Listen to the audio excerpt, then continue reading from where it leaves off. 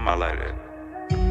Roller coaster, at the stoplight, at the finish line, Flexing. Follow when the kid like the stoplight. Why you keep asking the same question? Grizzly going crazy, nigga. roller coaster motor at the stoplight, catch me at the finish line, flexing. Following the kid like a spotlight, why you keep asking the same questions?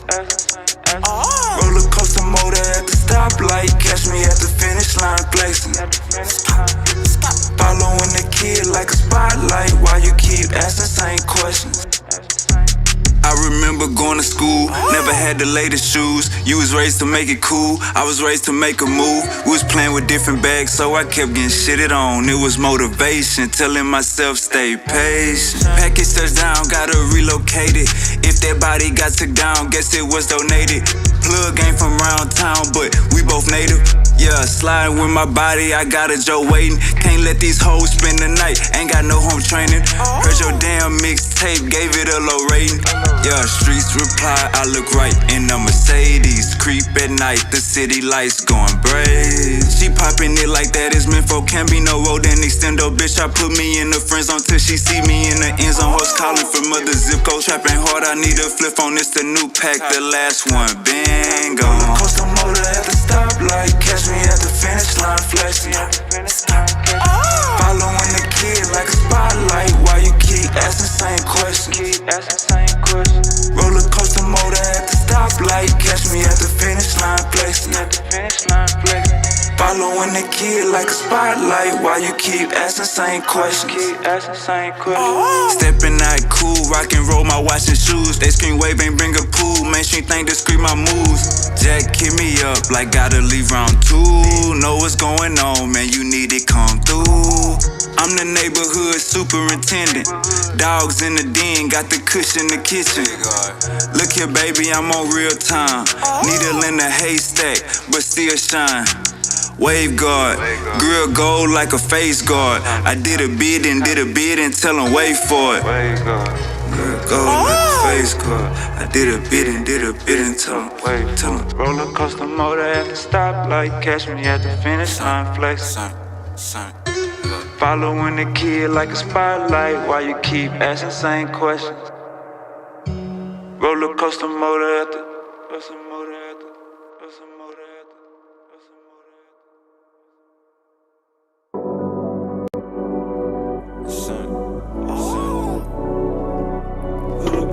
Don't even post it. She got a nigga, but don't even post it. Where you go?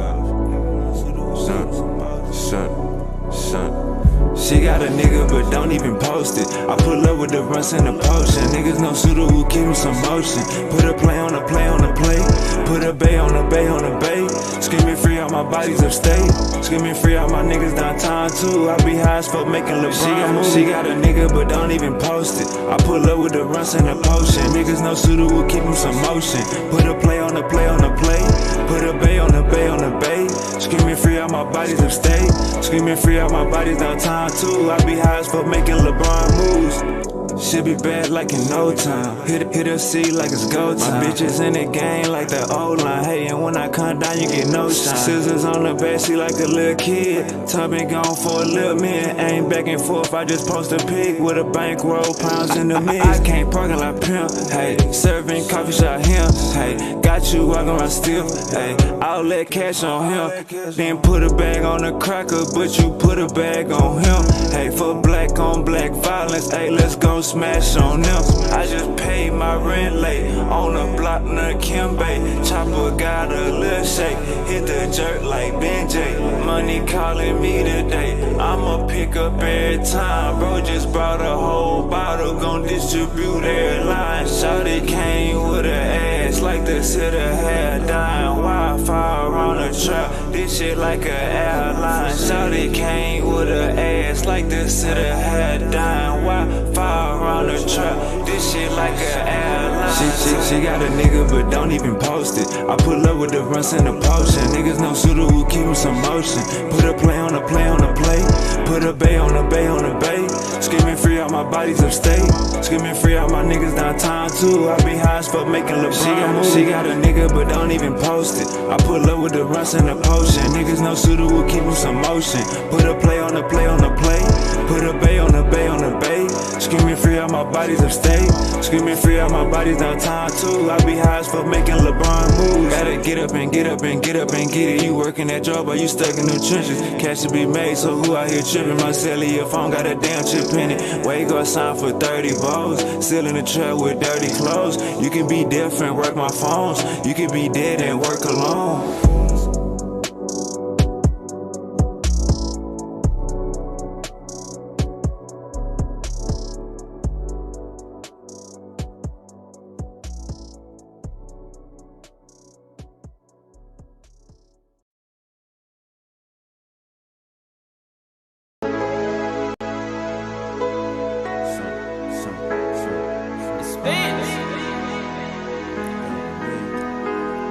She'll be down with God, but she be down with me. She'll be down with God, but she be down with me.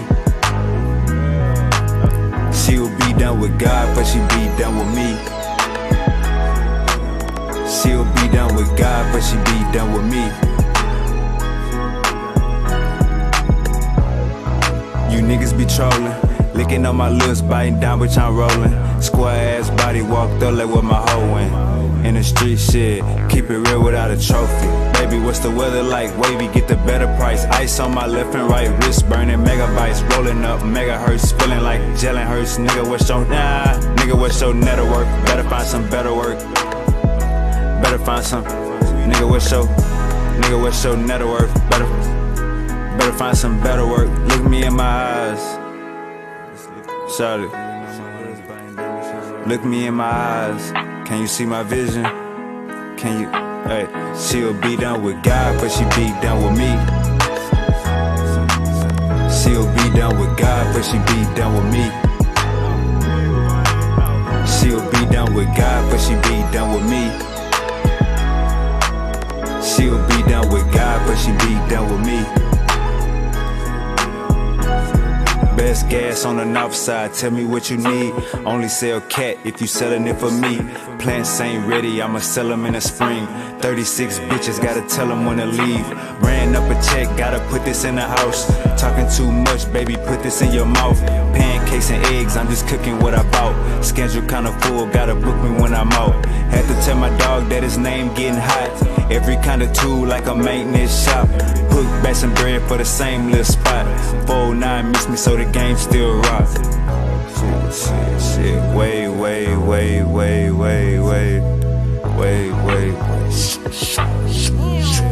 For me, she'll be down with God, but she be down with me. She'll be down with God, but she be down with me. She'll be down with God, but she be down with me. She'll be down with God, but she be down with me.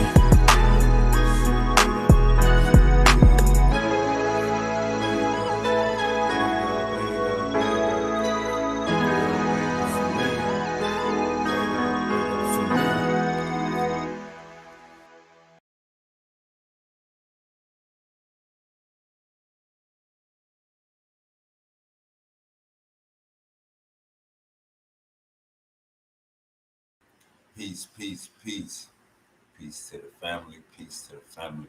Hope everybody having a great day. You know what I'm saying?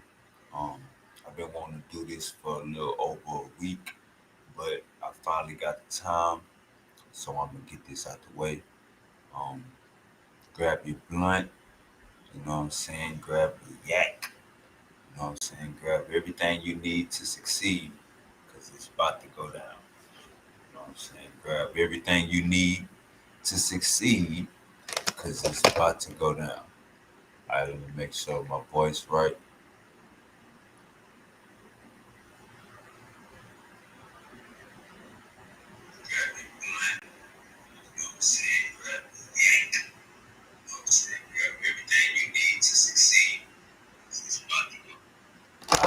All right. Sound cool to me. Let's get this money.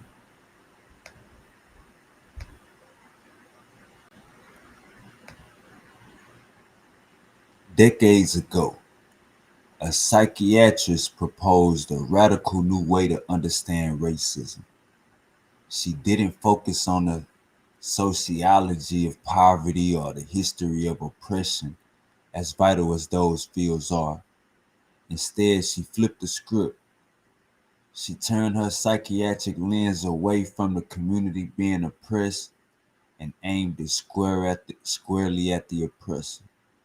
She looked at the global system of white supremacy and asked the question few in her field had dared to ask: what is the psychology behind this behavior? Her name is Dr. Frances Cress Welsing, and today, as we grapple with systemic issues that seem to defy easy explanations, her groundbreaking and deeply controversial work is more critical than ever. Why do these systems hang on so stubbornly? What's really driving them? Dr. Wilson offered an answer, one that was startling, uncomfortable, and for many, completely revolutionary. In one of her many lectures, Dr. Wilson stated, racism, white supremacy is conscious and subconscious behavior to maintain white genetic survival on planet Earth and to prevent white genetic annihilation.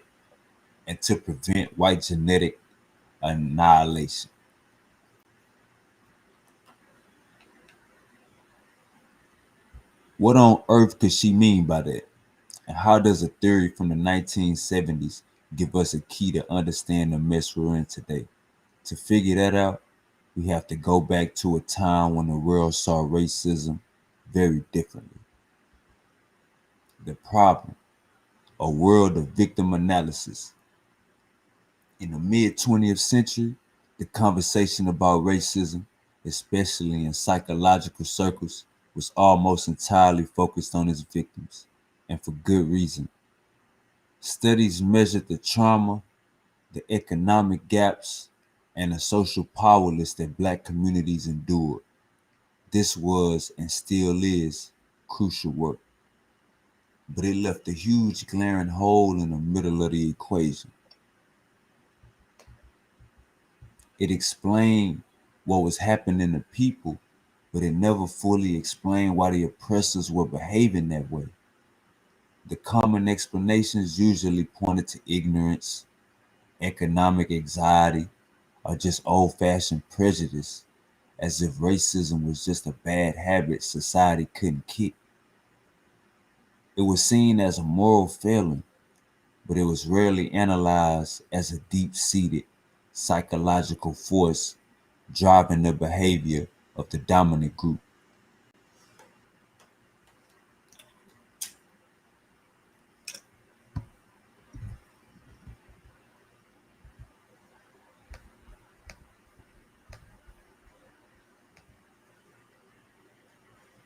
This approach essentially meant that for generations we were studying the smoke without ever really investigating the fire. The focus was on the symptoms, not the root cause. This was the world that Dr. Frances Cress Welsing, a Chicago-born, Howard University-trained psychiatrist, stepped into, and she was about to turn the whole thing upside down.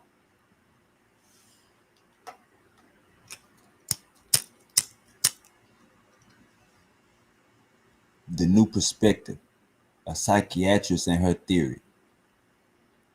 Dr. Wilson wasn't just an academic.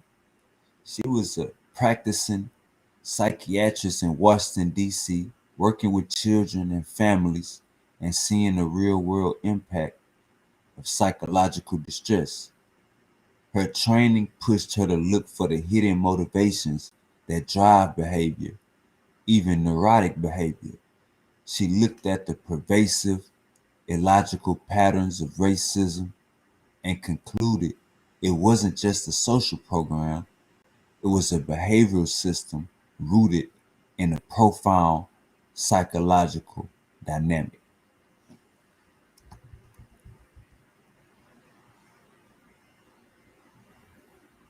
In 1969, she formulated her theory and self-published it in the explosive 1970 essay, The Cress Theory of Color Confrontation and Racism White Supremacy, which later gained wider recognition when it was published in a Black Scholar in 1974. Welsing proposed that the entire system of white supremacy is rooted in a subconscious fear held by a global minority, white people, of being genetically annihilated by the world's non-white majority. She argued that because the ability to produce melanin is a dominant genetic trait and the inability to produce it is recessive, any interracial procreation results in a child of color. From this genetic standpoint, she theorized the existence of people of color poses a threat to the survival of the white race. Welsing argued that this created a deep, often unconscious, psychological insecurity and a feeling of color inferiority.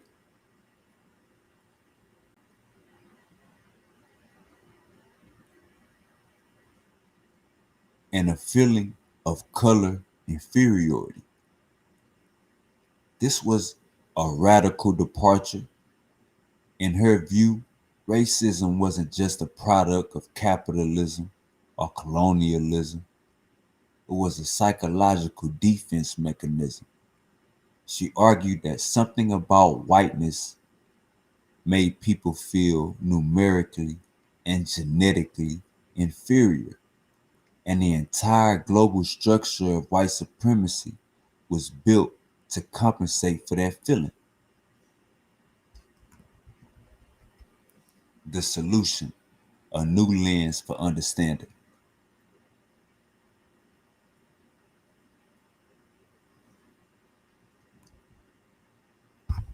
Dr. Welsing's theory offered a powerful, unifying framework to understand otherwise baffling phenomena. Suddenly, seemingly random events and symbols could be viewed through a single psychoanalytic lens.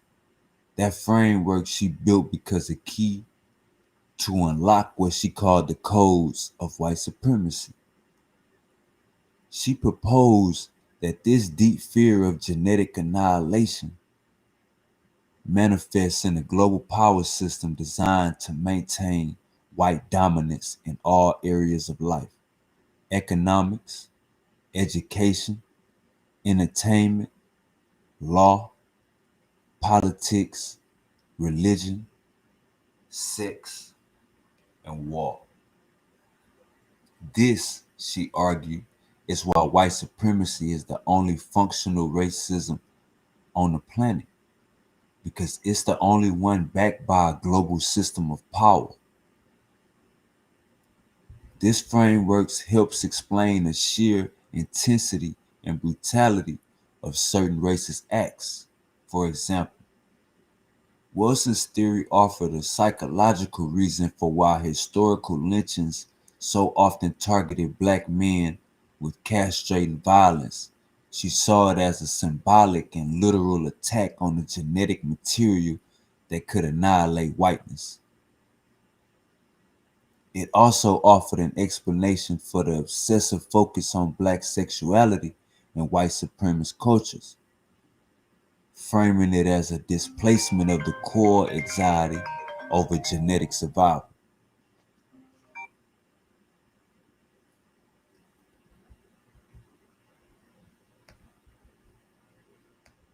Her analysis even extended to cultural symbols, from sports to religious imagery, interpreting them as expressions of this deep-seated anxiety. While many of these interpretations remain highly controversial, her underlying point was profound. If the fear is that deep, then the system built to manage it would have to be all-encompassing. it wouldn't just be in our laws, it would be in our entertainment, our language, and our symbols. For many people struggling to make sense of the pervasive nature of racism, Wilson's work was a revelation. The controversy and the cost.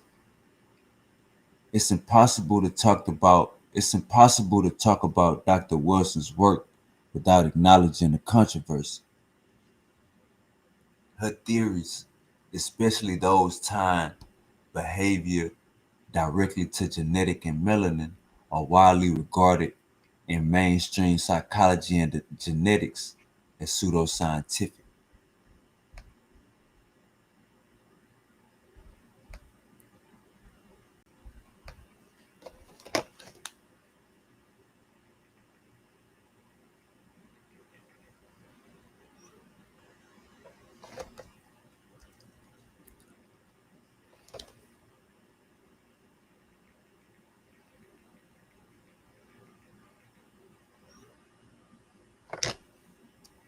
Her views on homosexuality in the Black community were particularly divisive. She describes it as a strategy imposed by white supremacy to limit Black procreation, a claim that drew significant and sharp criticism. Her ideas were so radical that after her essay was published, her tenure at Howard University was not renewed, a move she always believed was a direct result of her work. She was often misunderstood, with critics accusing her of promoting a form of Black supremacy, a charge she always denied. Her goal, she insisted, wasn't to assert superiority, but to analyze the psychology of domination. Despite the controversy and the professional costs, Dr. Welsing never backed down. She spent decades in private practice and published her collection of essays, the ISIS Papers, The Keys to the Colors in 1991, which became a bestseller in Black communities.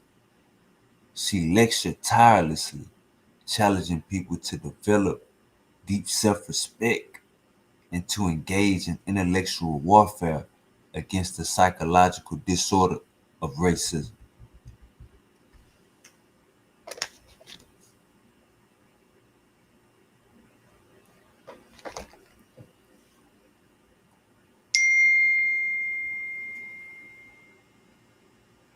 Wilson's critical importance today.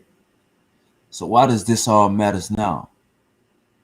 Because today we are having mainstream conversations about concepts that Dr. Welsing was discussing decades ago. We talk about systemic racism, unconscious bias, and the institutional power. Her work provides a foundational psychological theory of why these systems exist and why they are so incredibly hard to get rid of.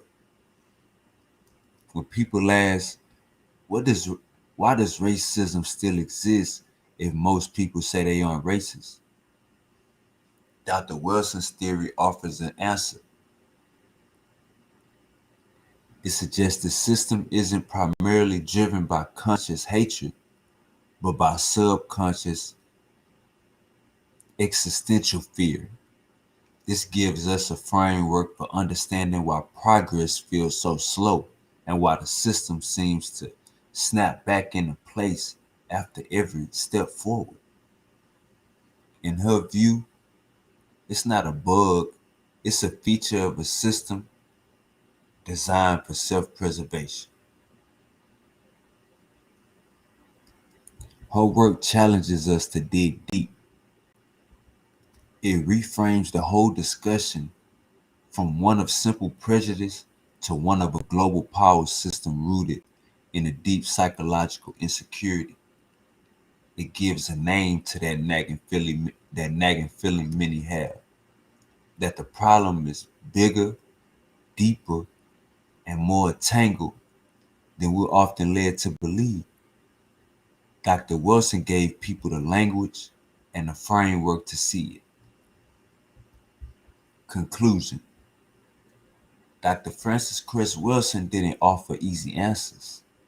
Her theories are challenging, uncomfortable, and for many, scientifically unsupported. But her contribution was monumental. She dared to psychoanalyze the oppressor, turning the lens of psychiatry onto the very power structures that shaped our world. She famously argued that if you don't understand white supremacy, what it is, how it works, everything else you think you understand will only confuse you. In a world still deeply confused by racial inequality, her voice, her analysis, and her courage offer a critical, if unsettling key. She didn't just diagnose the symptoms of a sick society, she offered a profound theory about the very nature of the disease. Her work doesn't just ask us to fight racism,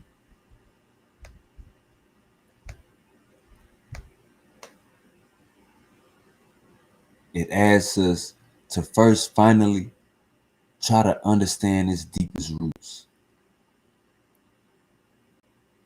Dr. Wilson's work is a powerful, if controversial lens. How does understanding her perspective change the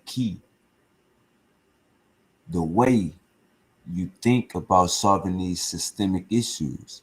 That's focusing on the psychology of the system itself, give us new tools for dismantling it. We're gonna keep the conversation going, and we're gonna try to dig deep for a collective understanding.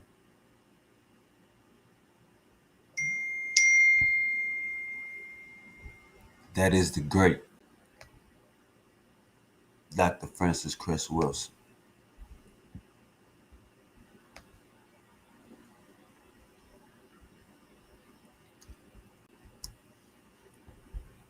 The book that claims racism is a survival strategy. What if racism isn't just about hate? What if it's a cold, calculated strategy for survival?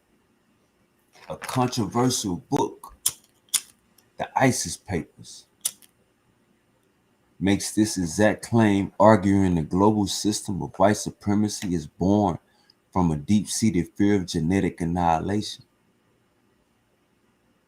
This is the story of a theory that rocked the academic world and still fuels debates today. It's the story of a Washington, D.C.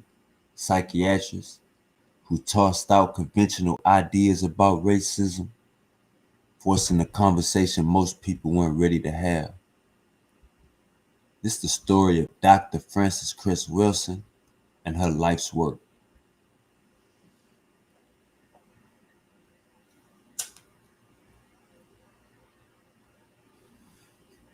To get an understanding on the ISIS papers, you really have to get to know the woman behind it.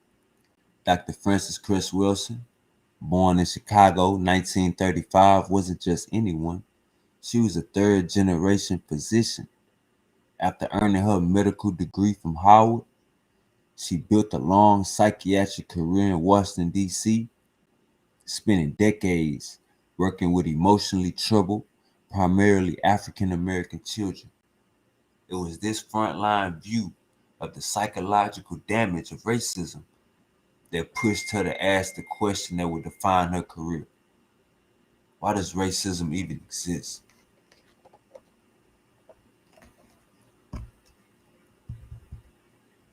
While most of her colleagues focus on the trauma of racism's victims, Dr. Welsing pointed her psychoanalytic lens in the other direction. She wanted to analyze the mindset of the system itself.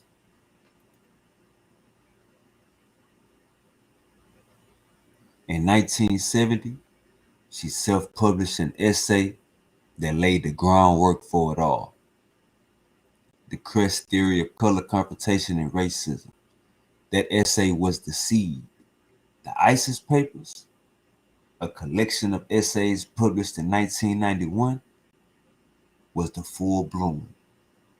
The work created such a firestorm that, according to Welsing, her tenure at Howard University wasn't renewed, but being pushed out didn't silence her. It just turned up the volume on her message, making her a pivotal, polarizing voice on race in America.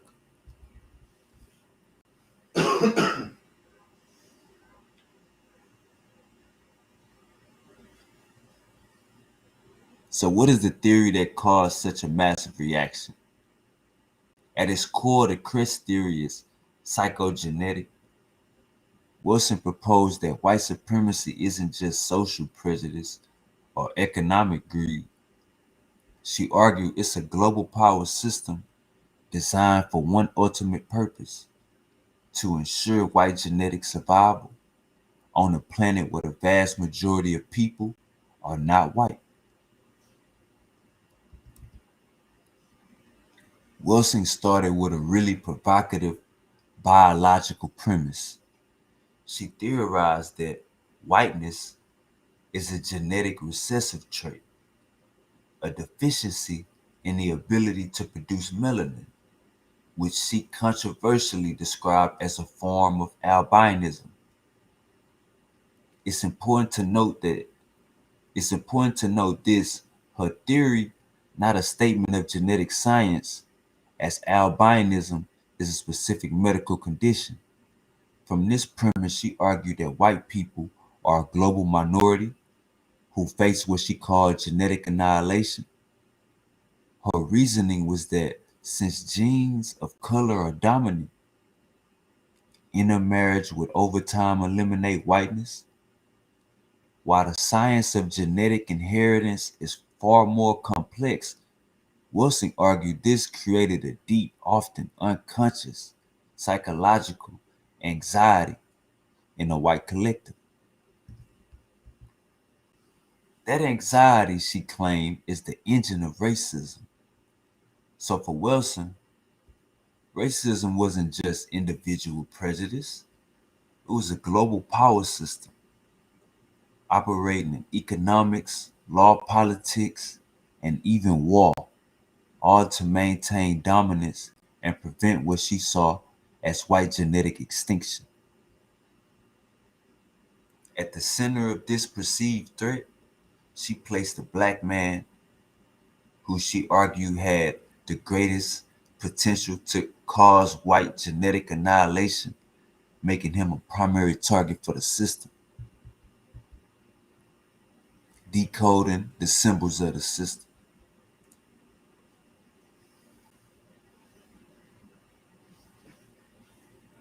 This is where Dr. Wilson really put on her psychoanalyst hat.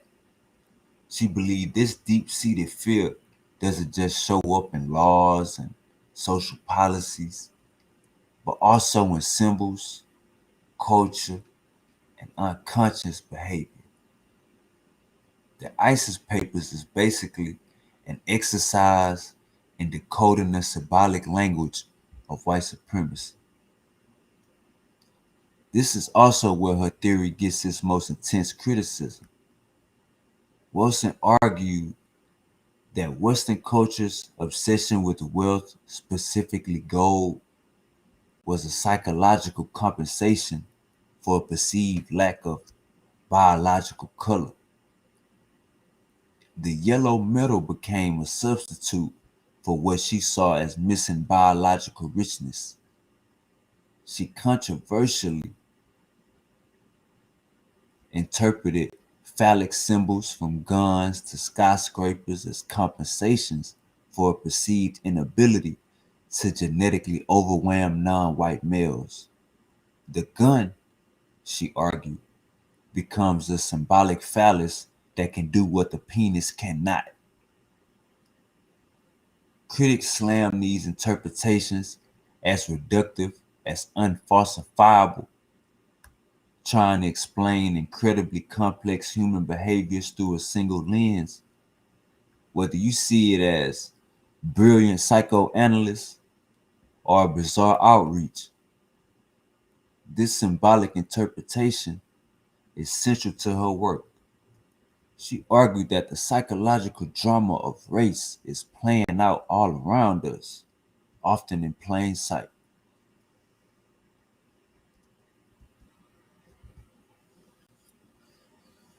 Controversial or not, you can't deny the cultural impact of the ISIS papers. After its release, it became a bestseller in Black communities and a foundational text for Afrocentric thought. For many, it provided a framework that finally explained the relentless, systemic nature of racism in a way theories about simple prejudice never could. Her work helped popularize the very idea of white supremacy as a functional system, not just a collection of hateful incidents. Her influence even echoed through hip hop. Chuck D of Public Enemy credited Dr. Welsing as a major inspiration for their classic 1990 album, Fear of a Black Planet. The album's title was a direct reference to her thesis, exploring the very themes of race, power, and genetic anxiety she detailed in her work. This brought her ideas from academic circles straight into the heart of Black culture consciousness. She also made significant contributions to Black psychology, arguing that issues like addiction and violence in the Black community weren't signs of inherent failure, but predictable consequences of living under an oppressive system. The ISIS papers gave people a new language to frame their struggles, not as personal deficiencies, but as responses to a hostile environment. For many, it was a radical and empowering way to see their world. The controversy and the critique.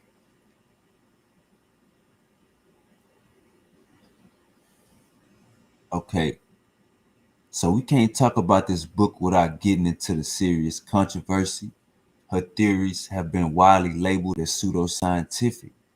Critics argue she reduces the vast complexity of human society to a single biological factor, a kind of biological determinism that ironically mirrors the very racist theories she was trying to dismantle. Her symbolic interpretations are often dismissed by mainstream academics as pure speculation, and the criticism hasn't only came from the outside. Some of her views sparked fierce debates within the Black community. Her theories on the origins of homosexuality in Black men, which she controversially linked to the pressures of white supremacy, have been rejected and seen by many as stigmatizing. But Wilson was a fighter who never backed down. In 1974, she famously debated William Shockley, a Nobel Prize winning physicist who claimed Black people were genetically inferior, on national television. While her critics call her critics call her work unscientific and divisive, her supporters praise her as courageous. The first Western psychiatrist to psychoanalyze the system of racism rather than just the victims.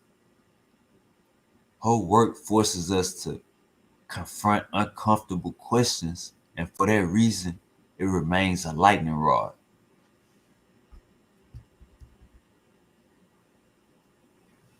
Wilson wasn't just diagnosing a problem.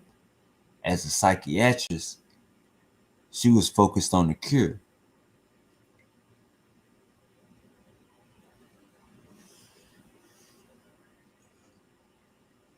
The ISIS papers doesn't end in despair. It ends with a prescription for how to dismantle the system of white supremacy. She believed the injustice would only end when non-white people worldwide recognize, analyze, and understand to discuss openly genocidal dynamic. Her solution was all about self-empowerment and mental strength. She called for the building of strong, self-sufficient black families that could raise strong-minded children ready to challenge the system. A key part of this was a call for black men and women to strategically delay having children until they were mentally and economically mature, equipping the next generation to resist the system designed to break them. Ultimately, her message was about mental liberation. She believed if you could understand the psychological engine of racism, you can neutralize its power over your own mind. By decoding the system and its symbols, you can stop internalizing its messages of inferiority. The goal wasn't to get validation from the system, but to understand it is so completely that but to understand it so completely that it loses its power to define you. Dr. Wilson's theory was complex, controversial, and definitely makes you think. So what's your take? Does it offer a powerful new lens on an old painful problem? Or is it a step too far into speculative territory? Let us know what you think in the comments. Dr. Francis Cress Welsing, the ISIS Papers, remains one of the most polarizing books ever written about race. It presents a stark, unsettling idea that racism is an active, ongoing survival strategy. Her theory of color confrontation reframes white supremacy as a system born from a deep psychological fear of genetic oblivion.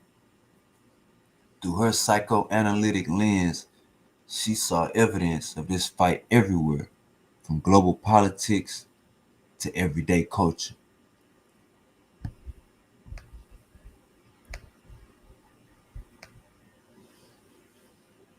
Her work has been called both the revolutionary key to understanding power and dismissed as unscientific pseudoscience. But its influence is undeniable, shaping conversations in black psychology, activism, and art for decades. It forced an uncomfortable conversation by asking the question few others were: what is going on in the minds of those who created and maintain this system? Is the ISIS Papers a vital tool for understanding power, or a provocative theory that oversimplifies a complex human tragedy? The answer, it seems, remains as fiercely debated as the book itself. And maybe that's its most enduring legacy.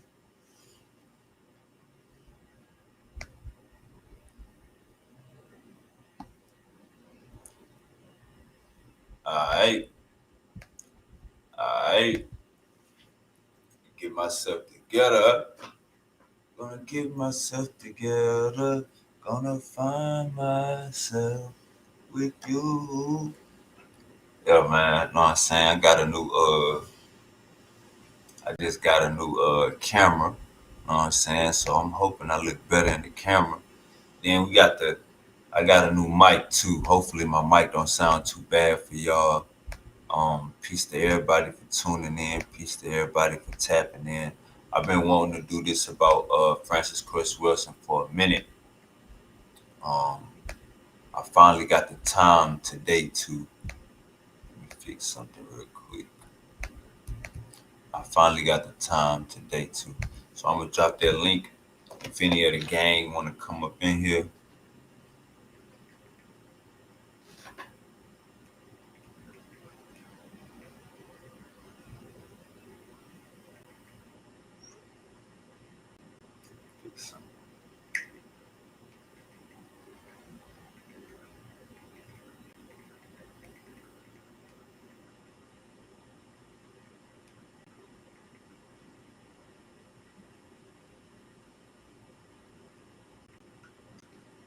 Alright, let me send the link out to the gang. Let me see something. Yeah, man. Francis Cress Welsing. You know what I'm saying? That's one of the OGs. Don't you ever forget it. Don't you ever forget.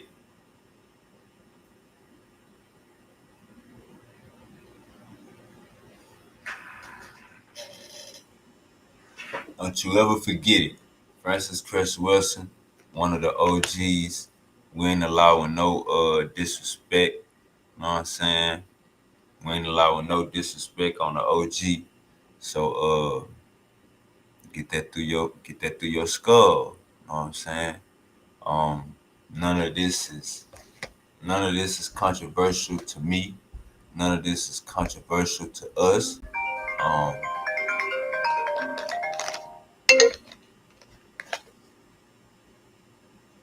Hey yo, you running? Nah, I think what I'm trying to do on time. I'm thinking, I came to the gym early, so I talked to the coach. I might be back my workout.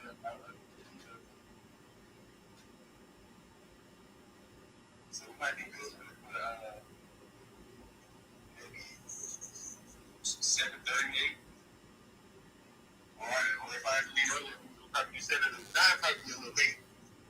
Alright, we can do 7:30. All right, 7:30. Alright, man. Don't be running from my boy. Do you want to do 7? Yeah, 7. Yeah, 7. All right, I'll try to get up out of here early then. But I sure be on there at 7:30. But yeah, I'm trying to get out of here. Alright, man. I don't want to tell people you running. Man, hey man, don't you ever just say nobody tell nobody I'm ready. Alright, man. We're gonna see. Go on, you 31 years old trying to learn how to box. Go on, get it out the way, man. Man, I'm trying to go amateur. All right, boss. All right. Yo, my boy Jesse, he said he's trying to go amateur boxing. So we're gonna see how that go. Do I need to make a phone call? Let me see. I need to call Uncle Larry. Uncle Larry been hitting me, been blowing my goddamn phone up. Let me call. Let's give Uncle Larry a call. He been blowing me up.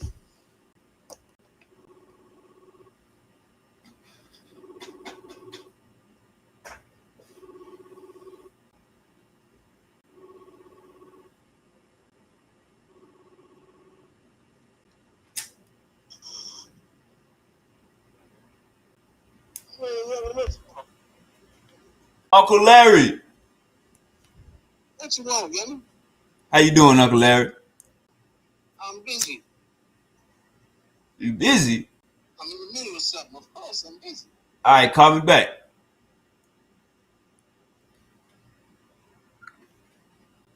All right, Uncle Larry. Uncle Larry is uploading. Uncle Larry is uploading some Uncle Larry is uploading some cameras, video cameras around New York. Uncle Larry busy.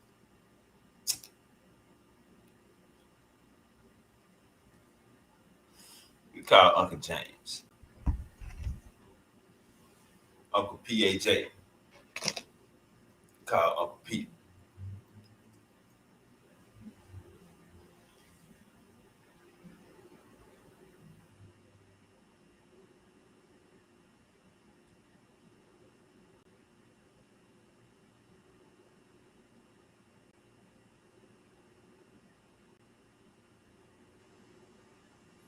All right, Uncle James is busy.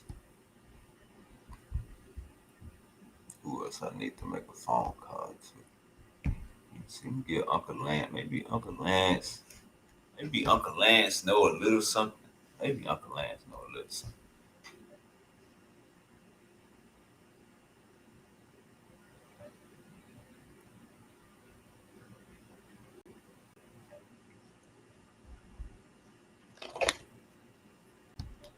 Uncle Lance.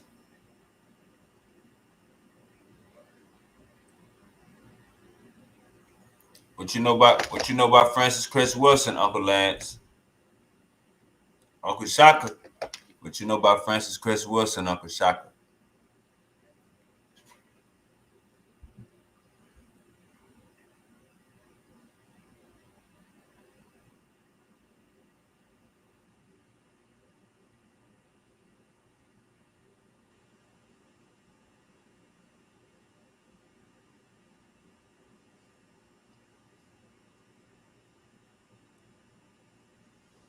I ain't gonna cap. I like my new camera. I ain't even gonna cap. I like the new camera.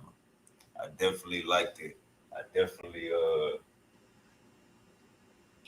like the camera. I ain't gonna cap. The new camera look right, Uncle Shaka. I did a presentation by Francis Cress Welsing.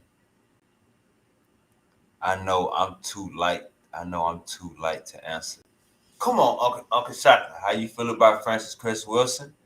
Do you feel like she left a legacy with us with the ISIS papers, and the Cress theory?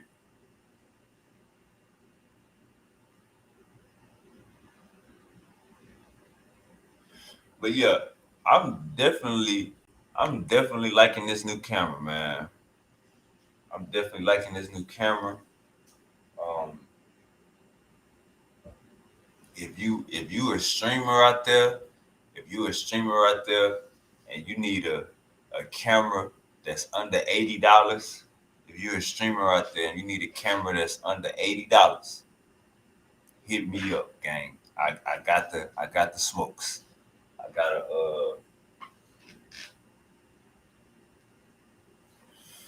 I found a fire camera for under $80. You know what I'm saying? So we definitely, Uncle Shaka, how you feel about Francis Cress Welsing? Put us on game, Uncle Shaka. Let me see. Let me try to find the clip.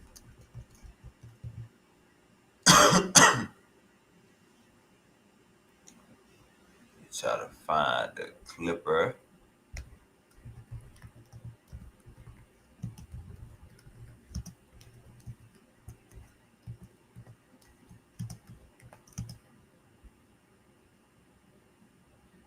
Damn, what was that dude's name? Oh, Shaka.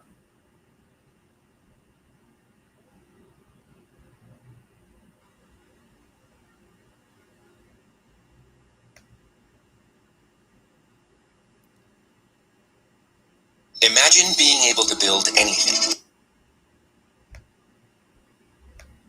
Alright.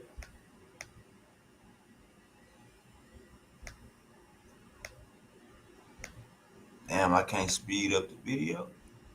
Oh, I can't speed up. Just by thinking about it.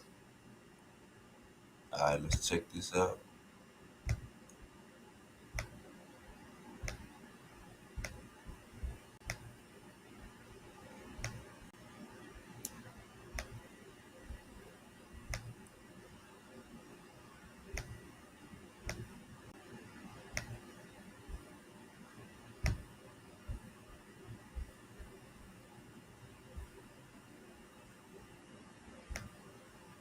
So we have problems that we should face and we should look at connected with dysgenics. And I welcome any opportunity I have to bring this out so that people can look at it and worry about it. Dr. Shaka, you are accused of having a theory that is a white racist theory. How do you respond to that? Well, I respond to that by saying that I've considered whether or not I am a racist. Racist is an epithet that used to damage my self-esteem, but it doesn't anymore. I feel it's untrue. If you look in the dictionary as to what racist means, it means emotional feelings, irrational feelings associated with fear and hate. If I really had those, I don't think I would be here this evening. I feel that what I'm engaged in is a demand for diagnosis. And I'd like to say some more about this chart, which we'll come to probably later, which shows the disproportionate rates of reproduction for the least effective elements of the black community. I'd like to say more about that than we should in just this brief introduction. But I think there is another word that better describes what I'm involved in, and that word is raceology, which means a scientific analysis of racial differences. And I have a faith that reason is a good thing. And I feel, as you do about the First Amendment, but maybe with a slightly different emphasis. I think the really important thing about the First Amendment is it is a way of guaranteeing a high likelihood that truth will emerge as a result of conflicting ideas being expressed. And I have a thesis and a basic belief that truth is a good thing and will be a benefit to man. Thank you. Dr. Francis Welsing, give us the benefit of your theory, please. Well, my theory was, I wrote the paper in 1969. I wrote a paper called The Cress Theory of Color Confrontation and Racism. And the sole reason behind writing that paper was an attempt to understand the behavior of white people in relationship to all people of color, every place in the world, black, brown, red, and yellow people. And the paper was presented to the Americans at the National Medical Association, the section on psychiatry in neurology, because back in 1969, the Black Caucus of the American Psychiatric Association, we have said that racism, and when we talk about racism, we're talking about the white supremacy behavior of white people, that racism was the number one mental health problem in the nation. It was the number one cause of other mental health problems. And I wanted to understand what this thing of racism really is all about, because it's it is the thing that has caused woe and misery and suffering for the vast majority of the people on this planet that are classified as non-white. And in my attempt to understand why the necessity of white people to keep saying that white is superior and that the condition of non-white is inferior. And the more I thought about it, in conjunction with an idea that a friend of mine had, that racism was a worldwide behavioral system for the maintenance of white supremacy by a small minority of people, I put those ideas together with what we know about genetics, what we know about the condition of skin whiteness itself. The condition of skin whiteness is the genetic inability to produce skin pigment called melanin. This is a genetic recessive trait. It is a genetic deficiency state, not as defined by Cress Welsing, but defined by geneticists and dermatologists, that the inability to produce the skin pigment of melanin or melanin pigment is described as albinism. And I think that white people, even though most white people are not consciously understanding their problem in genetics, they are certainly aware that they are genetically dominated by people of color. That's why it was a statement, one drop of black blood makes you black, because people of color have the genetic capacity to annihilate white people. And so unless white people control the reproductivity of people of color, then we can postulate that perhaps one day there won't be any white people. And I think that the very survival of white people necessitates that they project genetic inferiority on people of color, because it is they who really are aware that they are genetic recessive and perhaps genetically inferior to people of color. And I'm not saying this to call the condition of skin whiteness to say, well, no, white people are inferior. I'm not saying it for that purpose, but I think that it is of prime importance for the majority of people in the world to understand why it is that white people have to the effective. Look at the queen, man. Let's take a look at the queen, man. Let's take a real good look at the queen, man. That's what a queen looks like. That's what a black queen looks like. You know what I'm saying? On the panel, giving these crackers the smoke. That's what a black queen looks like.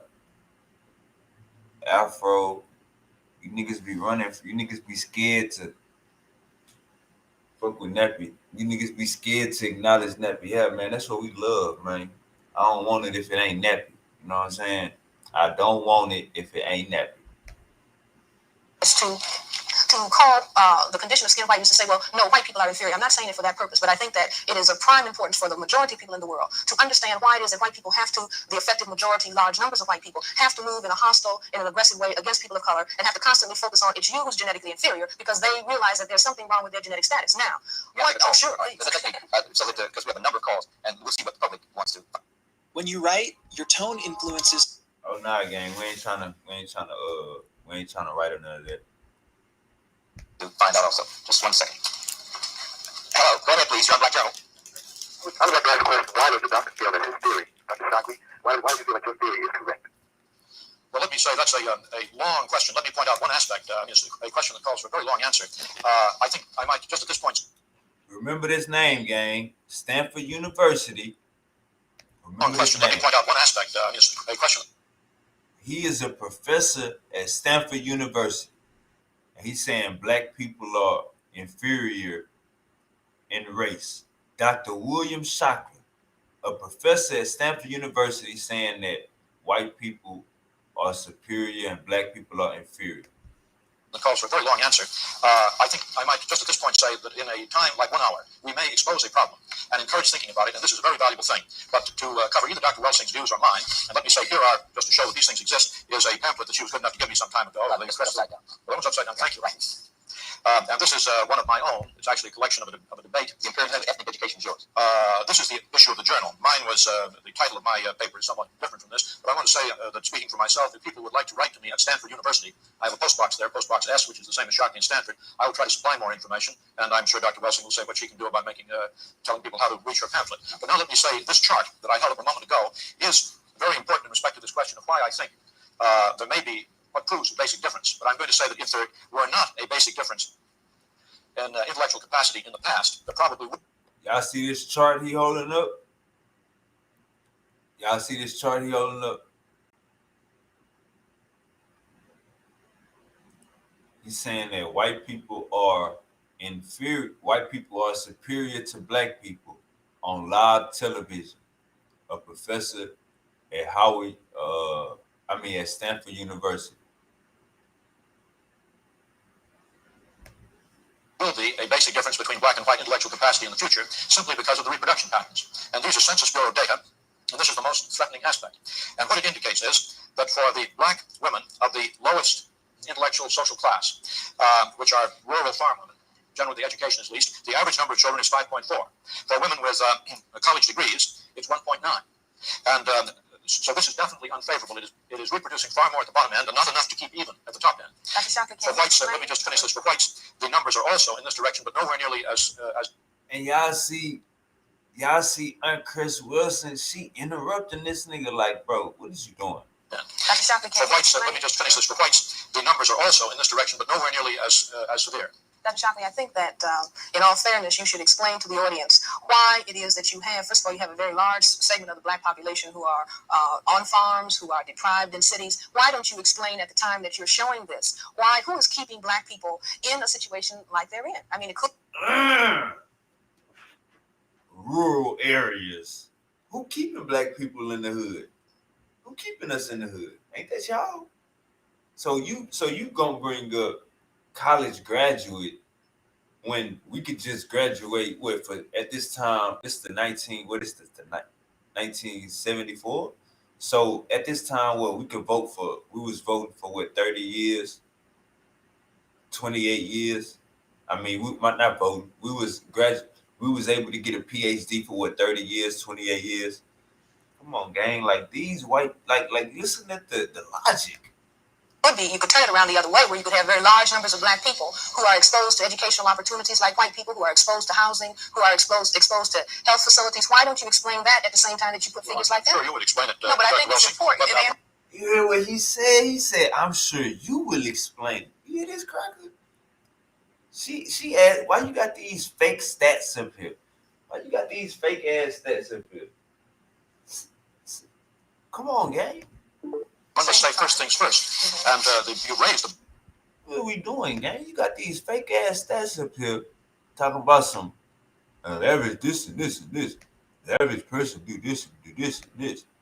Uncle Jose, what's good? What's up? You were asking me about the presentation I was supposed to do. I got it set up for tomorrow, so I could drop the link in the back chat. Hold up, Uncle Jose. Hold up, Uncle Jose. I ain't asked you about no presentation. Hold up. Check this out. Hold up, we on something. Listen to this. I can't hear you, You can't hear me? I'm not hearing you. I don't know if it's... I'm hearing you now. All right, hold up real quick. Hold up, check this out. We ain't talking about no presentation. Check this out. There's college degrees, it's 1.9. And so this is definitely unfavorable. It is reproducing far more at the bottom end and not enough to keep even at the top end. For whites, let me just finish this. For whites, the numbers are also in this direction, but nowhere nearly as severe. Dr. Shockley, I think that in all fairness, you should explain to the audience why it is that you have, first of all, you have a very large segment of the black population who are on farms, who are deprived in cities. Why don't you explain at the time that you're showing this? Who is keeping black people in a situation like they're in? Right. I mean, you could turn it around the other way, where you could have very facts. Large numbers of black people who are exposed to educational opportunities like white people, who are exposed to housing, who are exposed to health facilities. Look at this beautiful sister, man. Look at this. Look at that beautiful nose. Exposed to educational opportunities like white people, who are exposed to housing. Look at that beautiful nose. Look at that beautiful hair. Beautiful earrings. Who are exposed to health facilities. Why don't you explain that at the same time that you put figures like that? Sure, you would explain it. No, but I think it's important. But I want to say first things first. And you raised the basic question there, and that is whether the disadvantages are primarily a lack of opportunity or whether they are primarily a basic genetic difference. And you got a white man. You got a white man on national TV. You got a white man on national TV pointing out that black women and black children are are inferior to black people. They doing this. This is a professor at Stanford University. So he's saying this racist shit on national TV. What you think he talking about in his classroom? Let's keep going. Let me mention one thing, which is that in certain areas, there is no doubt about black superiority. blacks are superior. Hold up. We ain't trying to play no Halo game. We good on Halo right now.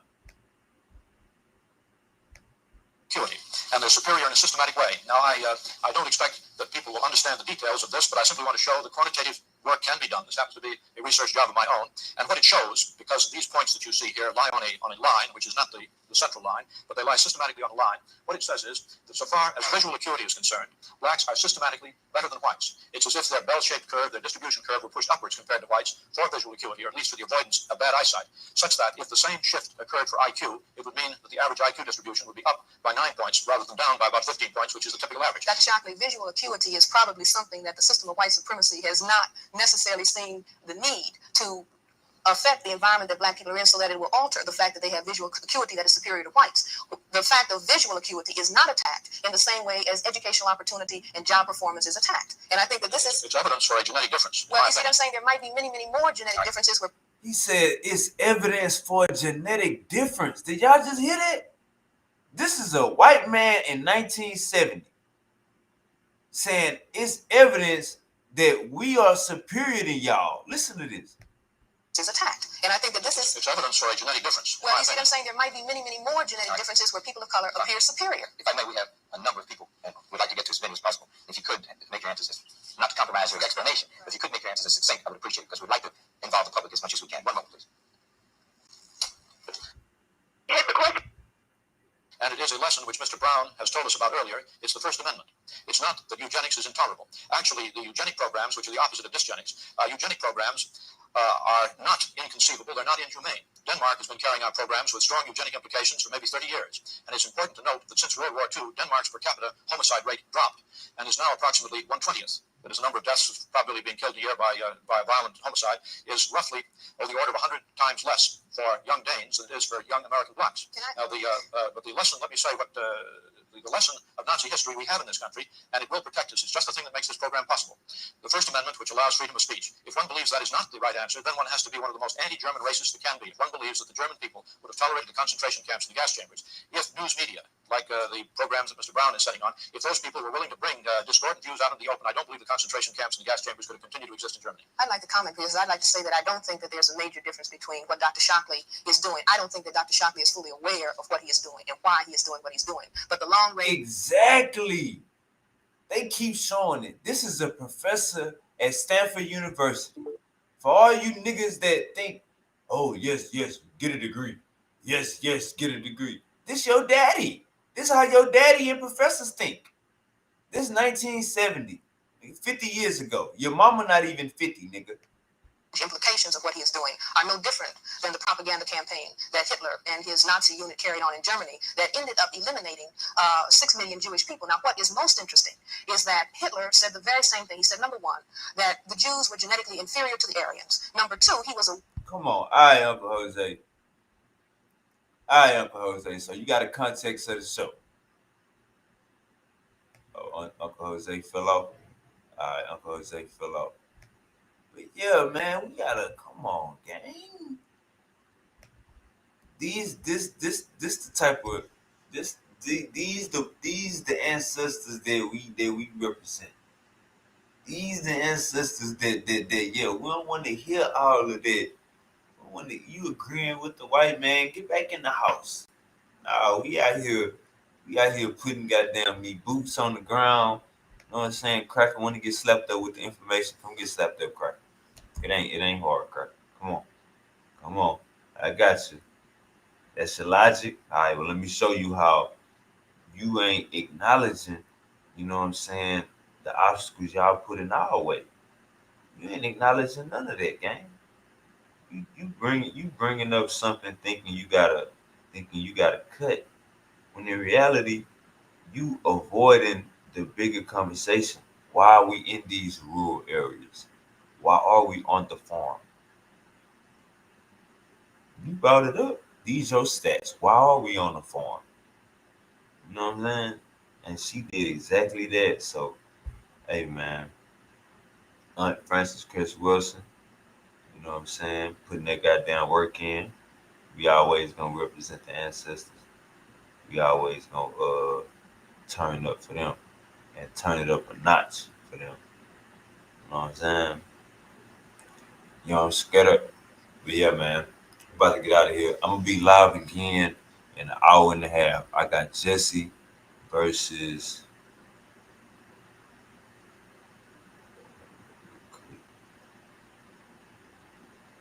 I got Jesse versus.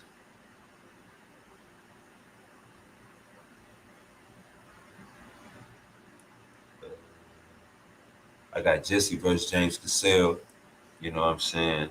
So we'll be live again in an hour and a half. My boy Jesse versus Big Dog James Cassell. Peace to you. You know what I'm saying? We is.